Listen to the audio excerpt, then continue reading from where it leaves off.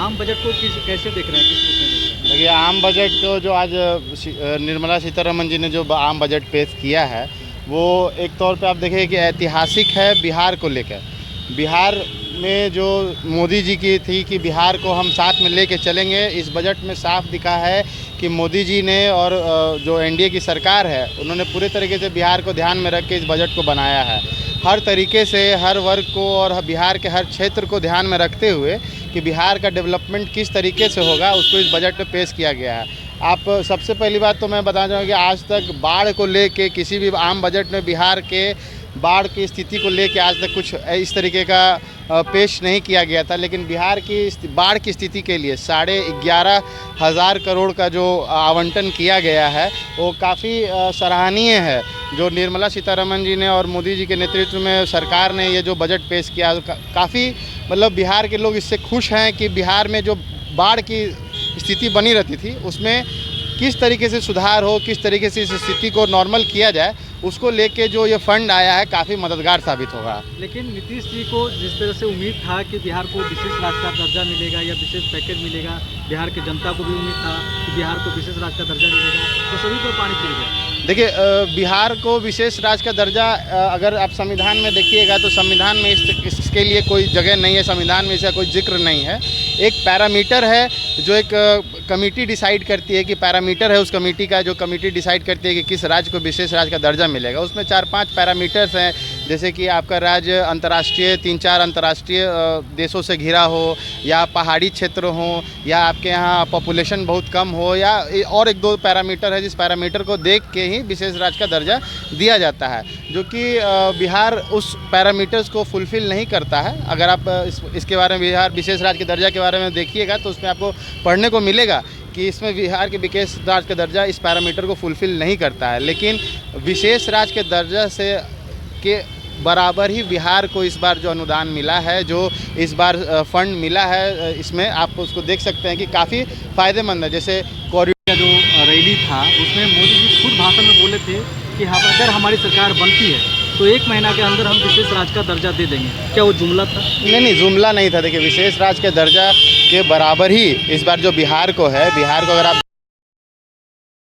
देखिएगा आज तक कभी इस तरीके का आपको किसी भी आम बजट में किसी राज्य का नाम लेके या किसी राज्य को इस तरीके का जो पैकेज दिया गया है, और जो बिहार सरकार की जो ये थी कि हमें ये चाहिए, इतना बजट चाहिए, उसके अराउंड हमको बजट मिला है। और आपने नीतीश कुमार का भी देखा होगा कि वो भी इस बजट से काफ़ी खुश हैं।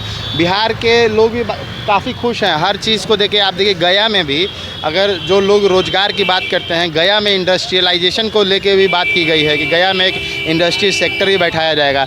तो पर्यटन को लेके, इंडस्ट्री को लेके, रोज़गार को लेके, बाढ़ के क्षेत्र को लेके, बाढ़ में बिहार का काफ़ी पैसा नुकसान होता है। तो इस सब चीज़ों को लेके जो बिहार के को मायने में रख के जो बजट बनाया गया है, तो मुझे नहीं लगता है कि ये एक स्पेशल दर्जे के बराबर नहीं है। तो क्या लगता है कि बिहार नेपाल से सटा हुआ नहीं है, ये पहाड़ी इलाका बिहार में नहीं है? नहीं, बिहार इसको नहीं मिलना चाहिए। देखिए, विशेष हाँ, क्राइटेरिया, देखिए एक क्राइटेरिया फुलफ़िल अगर ये होता है कि आप किसी इंटरनेशनल बाउंड्री से आप अगर हैं लगे हुए हैं, तो वो सही बात है कि बिहार नेपाल के बॉर्डर से, इंटरनेशनल बॉर्डर से लगा हुआ है।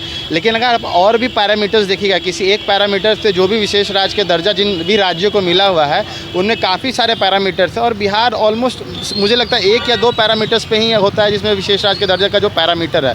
बाकी पैरामीटर्स जो है वो बिहार फुलफ़िल नहीं करता है, जिस पे अलग तरीके का आप उस पर चर्चा होती है कि क्या है। लेकिन अभी जो पैकेज जो मिला है, जो आम बजट जो है, आम बजट देखा जाए तो बिहार के लोगों के लिए काफ़ी फ़ायदेमंद है, जिसमें कि आप रोज़गार की भी जो बात करते हैं, उसमें रोज़गार भी लोगों के सोच के है, बाढ़ पीड़ित लोगों के लिए भी मदद आई है। साथ ही साथ आपको पर्यटन, अगर आप एक्सप्रेसवे आप बन रहा है तो एक्सप्रेसवे बनने से काफ़ी लोगों को, आपको बिहार में सबसे बड़ी इंडस्ट्री एक रियल एस्टेट की इंडस्ट्री है। बिहार में अगर एक्सप्रेसवे बन रहा है तो रियल एस्टेट की इंडस्ट्री बूम करेगी, रियल एस्टेट की इंडस्ट्री बूम करेगी, रोज़गार मिलेगा लोगों को। पर्यटन की, अगर दूसरे स्टेट से आपको पटना टू पूर्णिया जो एक्सप्रेसवे बन रहा है, इससे आप समझिए कि इस कॉरिडोर में भी कितने लोगों को रोज़गार मिलेगा। एक्सप्रेसवे बनता है तो उसमें भी रोज़गार मिलता है। एक आखिरी ये सवाल है, ये चुनाव के टाइम में विशेष राज्य का दर्जा का जो जुमला रहता है वो बहुत ही ट्रेंडिंग में रहता है। क्या लगता है विधानसभा का जो आगामी विधानसभा का चुनाव है 2025 में फिर से ये विशेष राज्य का दर्जा उठेगा? देखिए विपक्ष के लोग हैं वो विशेष राज्य के दर्जा को, मुझे लगता है कि वो पैरामीटर्स को पढ़ने नहीं आता है। एक्चुअली दिक्कत क्या है कि जो विपक्ष के लोग हैं ना उनको नीतीश जी भी तो पढ़े लिखे हैं। नहीं, नीतीश जी के आज से नहीं कई सालों से वो इस जी नीतीश जी ने विशेष राज्य का दर्जा मांग किया है, पर नीतीश जी भी इस पैकेज से काफ़ी खुश हैं। उन्होंने भी अपनी खुशी जाहिर की है कि इस बार जो पैकेज मिला है, आज तक इस तरीके का बिहार को पैकेज नहीं मिला था। ये पैकेज बहुत ही सम्मानजनक पैकेज है जो बिहार को मिला है। और आप देखिएगा तो बाकी स्टेट जो है उनसे ऊपर आके पैकेज मिला है बिहार को। और जो लोग युवाओं की बात करते हैं, मेरा कहना है कि अगर आप युवाओं की बात करते हैं तो आप जो पार्टियां युवाओं की बात करती है, आप उस पार्टी के जो शीर्ष पे हैं उस पार्टी के जो शीर्ष पे हैं वो अपने से आगे ही किसी एक युवा को बढ़ने नहीं देते हैं। और आप बात करते हैं युवाओं की, लेकिन सरकार ने, केंद्र सरकार और राज्य सरकार ने मिलकर युवाओं के बारे में सोचा है। गया में इंडस्ट्री, एक्सप्रेसवे, रोड कॉरिडोर, ये सब बातें की हैं, तो इससे युवाओं को ही फ़ायदा मिलेगा। हिमांशु जी, बात होती है जब आप आते हैं नीतीश जी के साथ तो कहते हैं हमारी सुशासन की सरकार है। मैं इसको खारिज नहीं करता, लेकिन ये वो सुशासन की सरकार है। अभी आप सड़क पे हैं, देख सकते हैं जाम लगा है। एक आम आदमी की गाड़ी हो तो पुलिस उठाकर ले जाती है और मजबूर करती है एक बड़ा चालान भरने को। आज भाजपा कार्यालय के सामने ये लाइन से गाड़ी लगी है दोनों साइड। क्या ये सुशासन की सरकार और ये प्रशासन इस गाड़ी को उठा नहीं सकती थी? नहीं, देखिए जैसे कि यहाँ पे प्रशासन, अगर आप देखिएगा तो प्रशासन यहाँ पे पूरी तरीके से तैनात है। ये जो रोड है यहाँ पे सारे जो पार्टियाँ, बिहार की बड़ी पार्टियाँ हैं, जैसे राजद हो गया, जदयू हो गया, और आपको भाजपा कार्यालय यहाँ इसी रोड में है, जिस वजह से, और अभी विधानसभा का सत्र भी चल रहा है, तो जिस वजह से यहाँ पर जो ट्रैफिक है वो लाजमी सी बात है कि ट्रैफिक बढ़ेगा। लेकिन उसको संभालने के लिए प्रतिबंधित एरिया भी तो है, इस सबको ध्यान देना चाहिए ना। ये प्रतिबंधित एरिया है, लेकिन जो आप पीछे देखिएगा कि आपको ट्रैफिक पुलिस भी दिखेंगे जो इसको मैनेज कर रहे हैं। तो सुशासन की सरकार है यहाँ पे। जहाँ भी अगर कहीं क्राइम हो रहा है, अभी भी वहीं का वहीं है। एक आम आदमी की गाड़ी अगर खड़ी हो तो आपकी ट्रैफिक पुलिस तुरंत ट्रेन मंगाकर उठाकर ले जाती है और मजबूर करती है एक बड़ा चालान भरने को। देखिए एक आम आदमी और एक जो आपको जनता का प्रतिनिधि होता है, दोनों में थोड़ा तो फ़र्क होता है। और इसमें कोई ये वाली बात नहीं है, क्योंकि ये रोड जो है उन लोगों को आवंटित है, कार्यालय दिया गया है, तो इस तरह का हुजूम लगता ही है पार्टी कार्यालय के अगल बगल। आप अगर बिहार की ही बात ना करें, आप दिल्ली भी चले जाइएगा तो जहाँ पे पार्टी कार्यालय है वहाँ पे इस तरीके की भीड़ लगती है, क्योंकि जनता अपने जनप्रतिनिधि से मिलने के लिए यहीं पे आते हैं, पार्टी कार्यालय में ही आते हैं कि हम अपने जनप्रतिनिधि से कैसे मिलें।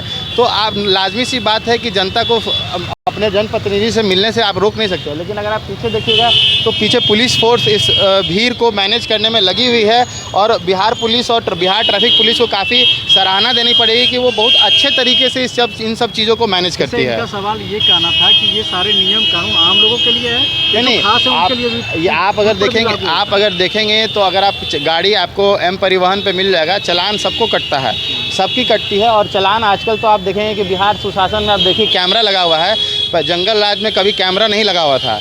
बिहार में सुशासन की सरकार में हर चौक चौराहे पे कैमरा लगा हुआ है। चालान कैमरे से होता है, ना कि रोड पे आके अब क्रेन उठाना कम कर दिया और चालान कटता है। नो पार्किंग का चालान कटता है, आप इनलीगल पार्किंग कीजिएगा उस पर चालान कटता है, आप रॉन्ग साइड चलिएगा उस पर चालान कटता है, रेड लाइट क्रॉस कीजिएगा उस पर चालान कटता है।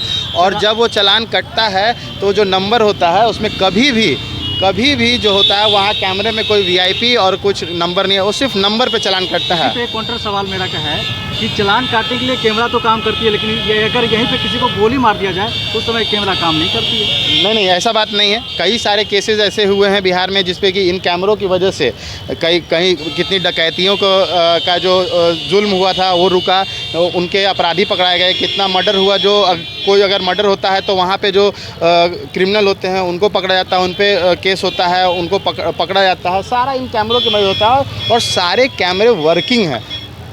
यानी कि आपका कहना है कि बिहार में जंगल राज नहीं, जिस तरह से विपक्ष कह रहे हैं कि बिहार में जंगल राज फिर से वापस आए। बिल्कुल नहीं, विपक्ष का तो काम है कहना है। विपक्ष को अब कुछ मुद्दा नहीं मिल रहा है। आम बजट इतना अच्छा आ गया है, सुशासन से सरकार चल रही है, पुलिस अपना काम अच्छे से कर रही है, ट्रैफिक पुलिस, यातायात सुविधा बढ़िया से सभी लोगों को मुहैया हो रही है।